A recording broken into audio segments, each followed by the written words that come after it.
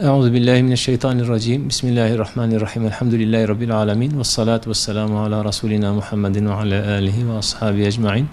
Hamd Cenab-ı Allah'a, salatu selam Resulullah sallallahu aleyhi ve sellem Efendimiz'e ve onun âl ve ashabına olsun inşallah. Bütün mümin kardeşlerime selam ve saygılarımı arz ediyorum. Muharrem ayı Cenab-ı Allah'ın ayıdır buyuruyor Peygamberimiz aleyhissalatu vesselam.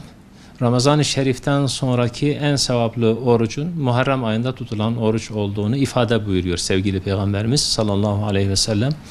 Aşure gününün İslam tarihinde ve Adem aleyhisselamdan itibaren tüm peygamberlerle ilişkilendirilen bir takım kurtuluşlara vesile olan mübarek bir gün olduğu ifade edilir.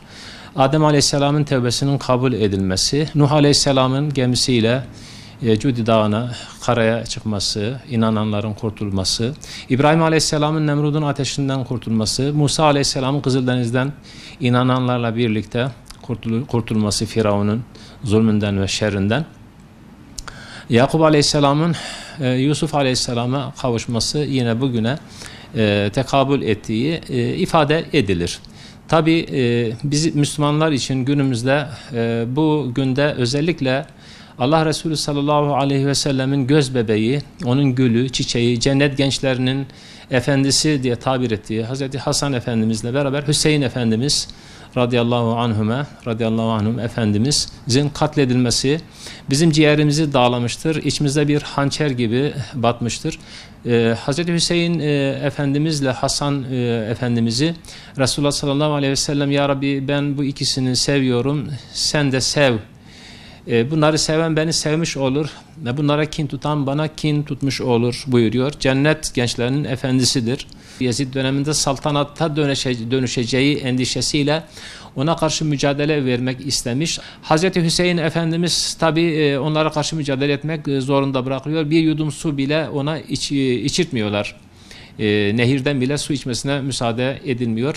Hünharca katlediliyorlar fakat kahramanca, yiğitçe, korkusuzca Allah Resulü'nün gerçekten onun şahsiyetini, onun kahramanlığını, yiğitliğini yansıtan büyük kahramanlıklar gösteriyor. Bu şekilde Müslümanlar hakikaten o günden bugüne kadar bu hadiseyi hatırladığı zaman ağlıyor, gözyaşı döküyor ve çok üzücü, kötü bir hatıra olarak zihinlerde yerini alıyor. Hepimiz Hazreti Hüseyin Efendimiz'i çok iyi tanımamız gerekiyor, okumamız gerekiyor. Onun yiğitliğini, kahramanlığını, merhametini, sevgisini, Allah Resulü'nün yolunda nasıl mükemmel bir portre çizdiğini, bir hayat yaşadığını ve zulmün karşısında nasıl dikildiğini, hilafetin saltanata dönmesine müsaade etmek istemediği için bu yapılan saldırı Allah Resulüne yapılmıştır. Çünkü ehli beyti temsil eden mübarek bir şahsiyete bu zulmün reva görülmesi çok ağrımıza gidiyor. Halen biz onu hazmedemiyoruz. Tepki gösteriyoruz. Çocuklarımıza Hüseyin radıyallahu anh Efendimizin ismini koyacağız. Onun şahsiyetini onlara aşılayacağız. Onun yolunda olmalarını tavsiye edeceğiz. Ayrıca günümüzde Yezidler maalesef bitmemiş.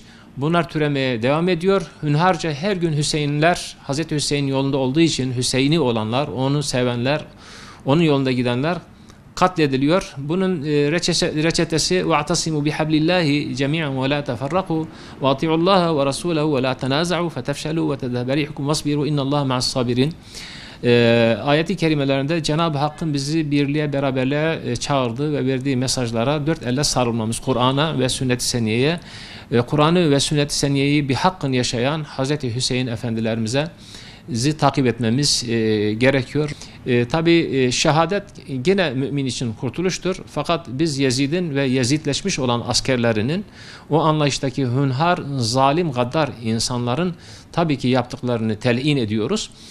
Hazreti Hüseyin Efendimiz'i çok iyi tanımak için bir fırsattır. O gün itibariyle onun hayatını araştıralım, onun hakkında kitap okuyalım, yakından tanıyalım ve çoluk çocuğumuza örnek gösterelim istiyoruz. Müslümanların birlik ve beraberlik içerisinde olmadığı, dayanışmayı sağlayamadığı, birlik olamadığı takdirde bir de ihanet şebekelerinin Hazreti Hüseyin Efendimiz'i yalnız bırakması, bizlerin de birbirimizi yalnız bırakmamız halinde zalimlerin daha çok iştahlanacağı, daha çok şımaracağı ve Müslümanların kanını akıtacağı mesajını buradan almamız lazım. İttifak çağrısı yapıyoruz bütün Müslüman kardeşlerimize. Sünni, Alevi, Kürt, Türk, Arap ayrımı yapmaksızın bütün Müslümanların bir ailenin ferdi olduğunu, kardeş olduğunu, ümmet olduğunu tekrar buradan tabii ki hatırlatmak istiyoruz. Biz Siirt Müftülüğü olarak da Ensar Camimizde Aşure gününde çok yoğunluk olduğu için, herkes de oruç tutacağı için programı pazar gününe erteliyoruz.